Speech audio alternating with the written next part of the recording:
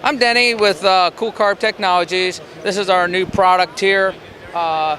If you notice, it looks like an aluminum shield, but it's not. It's actually an insulated shield. If you look at the edge here, you'll see it's aluminum, poly, and aluminum. Now, aluminum shield's been around for years. GM, Chrysler, all them made an aluminum shield.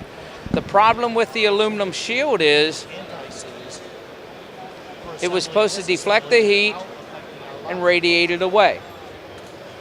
The problem was it was an egg on a frying pan. When it got hot, the heat went right straight through.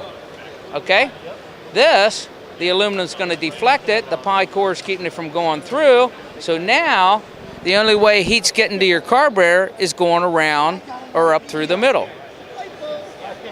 You're going to find, when we did our laser test, the block was at 210 at the time.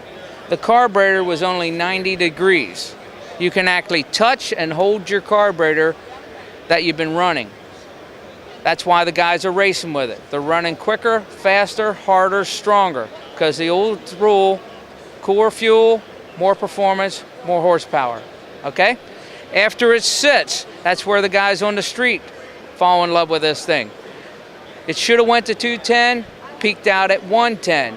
That's below the boiling point of gas. So that means you can actually go into the store, get gas, come back, hit the switch, and off you go, just like it's the first time you started again. It's amazing stuff. Tell me about your fuel pump. Okay. We've been doing all kinds of things with our stuff now. Here's another handy little item. Fuel pumps, people don't realize that their fuel pump is actually holding a lot of gas. And it heats up before it gets to the carburetor. There's a lot of block heat that comes to it. So when you take off, this is made for the Chevy, okay? You can take the metal plate off, put this one on. It doesn't mess up any timing, but it's keeping block heat from transferring into it. Now a lot of guys, what they'll do, one of the old racing tricks is they'll actually take the pump and pack it with regular heavy pump grease, and that keeps the oil from running into the fuel pump at the same time. Okay? That's an old trick. Okay? A lot of people don't know that, but the racer guys, they do know that. All right? So if you take that and do that, and then you put this on, you're keeping all that radiant heat and the oil out, and it's keeping the fuel pump cooler. And of course, cooler fuel, more performance, more horsepower also. Now, you're going to find out, if you look around, you're going to find out I have about 60 different kinds here. I got from 1 barrels, Stromberg 97s, right up to the big old Dominators for race. So this isn't just for the race guys, this is for the guy on the street. That's who I made it for first. It's just that the racing guys have found out this is keep making them run faster. We have circle track guys. I have one guy, he took the 1-inch spacer out, put this little 2-inch spacer for the Rochester.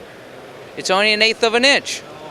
But he found out what was he wound up winning 9 races straight.